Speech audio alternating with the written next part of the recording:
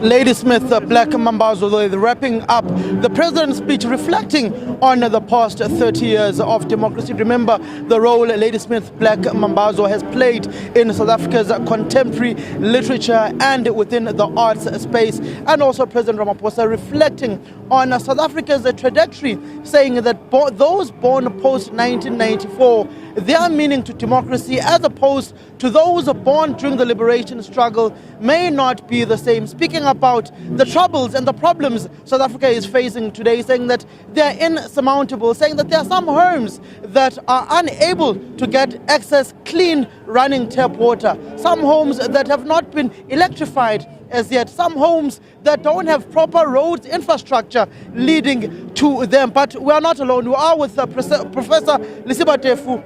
Professor Tefu, my understanding was the president painting a nation of two countries, one of the haves and another of the have-nots, a country that is faced with problems that are not insurmountable. Yeah. When are we going to overcome that? Because even President Mbeki then said as much. So there is something that we probably are not doing right, okay? And the infrastructure is really what it should be. But a lot of money is spent. A lot of money goes out. You know, South Africa is not a poor country, it's a very rich country, but it's just undermanaged and mismanaged. We don't have to have the challenges we have right now. If only the cadres, the compradors, and the public servants were public spirited. They were not about themselves. We can turn a corner. It is doable, it's possible. South Africa has enough resources to turn a corner. But let me comment on something, if you allow me. There are things that I picked up that I think it was proper to mention. You know, NEFSAS has made, right, National Student Financial Aid has made a major difference in the life of people. I commend them for that. But I don't commend what he said about the matric pass rate, not at all. Something is not right about that, because they are not literate even after they've completed matric. It's a challenge for those in academia to contend with those that came out of the system. Somebody's out there is not doing his or her job. The pass rate for me is unimpressive. That if we can even allow them to go through with 30%, it's even worse. But one point that I also want to mention, South Africa has done me proud when on the international relations. And I think they must stick to that. Once upon a time, we punched beyond our weight when President Mbeki was in charge. But in the past 2-3 years, I think we are getting back into the groove. And I hope and wish they continue to do that. A lot of people helped us in our darkest hour. It's our turn to pay back. When you look at his speech, was it a true reflection of where South Africa was post-1994, prior to 1994 and post-1994, looking at some of the comments on the international relations, saying that those who helped South Africa to fight for its liberation, those who were bombed, and look at South Africa's stance on the Palestine-Israel war and the Iran-Israeli war that is now erupting, on the war between Russia and Ukraine? Yes, I think, look, we owe it to the world. And it was Nelson Mandela who said to me and those who care to listen, your enemies are not my enemies. Allowed me to lead myself, to lead my life as a sovereign state. And I think, well, look, they have the money, they have the wherewithal, even to make South Africa dysfunctional, but not our brains. And I'm happy we have a minister in the name of Dr. Naledi Pandor, who seems to be doing an extremely difficult job under difficult circumstances. But I give them kudos. Well done. And then we need many more of those. We shall overcome if we join hands as a people and with the people of the world. I'm heartened by what I see in the universities across Europe that are saying it's enough, not in our name. The wars must stop. A new world order is unfolding, and I want to be part of that. Having listened to the president's speech, would you say he characterized South Africa's current economic and contemporary politics of where the nation is currently at, admitting the good and also admitting where they have erred? Yeah, when it comes to the economy, it's a very difficult one. I submit that South Africa is not a poor country. It's just undermanaged and mismanaged. There's too much wasted. There's too much corruption, right? And let's call it what it is. And Mr. President, once upon a time said, South Africa, the ANC, sent accused as accused number 1 in the dock. Am I seeing some improvement based on what he said a few years ago? Or are we continuously regressing? Here and there, I must say, there is something happening, but it is not enough. It's the crime that is out there is encouraged and enabled by the rampant corruption with impunity. And others are saying, why should we be left behind? If we can't steal because we are not public servants or politicians, let's use other means. Let's talk about these things. Why are we where we are? Why is crime as it is? What is encouraging and motivating it? Yes, there is joblessness, right? There is poverty. But things could have been different had we managed the resources we had better than we are doing or we did then. Did his speech sound like he's a man who's at a crossroads, with the nation at crossroads as well, not knowing which particular path to take? If you take the short route, it will have dire repercussions in the foreseeable future. It's not a long-term investment. But if you take the long drive to the Table Mountain, it will have serious political and economic repercussions.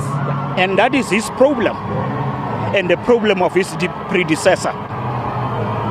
And when I juxtapose the two with Mandela and Mbeki, then there is a vast difference. It is the country first, not the political party. And both of them, they fall flat at that. Ramaphosa has the capacity to make a difference, but he's indecisive. I mean, at one stage he must say, I must live by this principle, and that can outlive my life for the good and the benefit of the public. Public service is about the other and not about the self. And the way we are right now, right? Just decisive leadership. We have the means, we have the resources, we have the skills. We may not be up there, but South Africa has the potential. Even within the ANC, there are good men and women. If he appoints them and crack the whip, he can make a difference. And I just hope his advisors can just put something in his head, start moving faster than you did last year. Professor Leseba Tefu, I want to take you back to 2009, take you to 2004, when Mbeki was president. Former President Nelson Mandela was brought in to assist in the election campaign. This is for the very first time since Mvunyelwa Mbeki left public office that he has attended a government commemoration event, just like he's attending political events. What does it say about where the nation is today politically? Yes, I knew you were going to ask this difficult one. I'm one of those who understand the frustrations and the disappointment that his intervention at this juncture is perceived to be. Number one, it's an indirect admission, a defeatist attitude by the current leadership that we have failed. Then we must go for the elders and the retirees and the octogenarians and to bring them back to salvage the sinking ship. Let's call it what it is. It's an admission of failure and defeat. And they are saying the end is well and nigh. Mr. President, come and help. But is this new? No. In his second term, I can remember the frail old man Nelson Mandela. That evening, I think it's a stadium or wherever, when he was called in again to help salvage the ANC, which was bordering on the doldrums. So history has a tendency to repeat itself. As much as we may say that history has a funny way of repeating itself, but they've always been able to subsequently win these particular elections. Many have predicted the fall and the demise of the ANC and the government of the day, but it has not yet happened. Samkelo, I admit, they are bringing Mbeki like a rock star, if you like, Elvis Presley. But in my own assessment, it's too late in the hour. The people on the ground have had it. It's not about the hate or dislike of the ANC. Right now, I'm talking to you where I'm standing. The hall here is half full. Yesterday, where you and I were sitting inside and outside, even on the streets of Charaton, there would be a lot of people. They must go and ask themselves, why is it? Right? That something is not right. Can they save it? You know, I can conclude by saying the ANC can save itself from itself if only it can lose the elections. Because the compradors, the leeches, the charlatans, the crooks, once it loses power, they will run away. Because they are all about money. They are using the ANC as a behemoth to enrich themselves. And then the good ones will remain. Then the ANC can regenerate and rejuvenate itself. 5 years or 10 years. And Mohlante, by the way, former president, also said that much. But is it not Thabo Mbeki himself, as the former head of state, having a Damascus moment with himself? Because those whom are in his inner circle have said to me, he's even said he wants to go to the gravesite of his late father, the struggle stalwart, Governor Mbeki in Gqeberha. Yeah. Maybe he's also trying to atone for the things he did yesterday. But I'm one of those who say he was a very capable CEO of this country. But he also had flaws like all of us. But my judgment and assessment of him is that he did pretty well. I know the Zimbabweans, and rightly so, are not happy with him. I know that on HIV he failed flat, but that cumulatively speaking, he did well. But he must be having an internal conflict. And I want to say to you, it's very interesting that today, two big brothers, young boys who went into exile, brother, and then ended up the two of them being presidents. Now they are on opposing sides, fighting each other. Is MK party this side, now is the ANC party this side, and they both have called the elders to come and help them. What about the young generation? What about generational mix, both in the MK party as well as in the ANC? But is former President Mbeki not simply worried about the trajectory of this country and simply saying, I can no longer stay away like I stayed away for the past 10 years of Jacob Zuma's era? Yeah, and then he puts himself in a difficult spot. Why did you stay away? Because it was Jacob Zuma. Now that he's gone, we are coming back. That question you cannot avoid, right? It can. And remember, in the past 2 years, he decampaigned the ANC. Or even in the last 12 months, there was nothing positive he said, including the current president. Yeah, maybe he's trying to atone. Maybe he has been to Damascus. Let's give him the benefit of the doubt. Thank you very much, Professor Leseba Tefu. That is Professor Leseba Tefu, dissecting the president's speech and South Africa's current contemporary and economic trajectory that the nation finds itself in, saying pretty much that it was like the president was at a crossroads with his nation, looking to see which path they should take.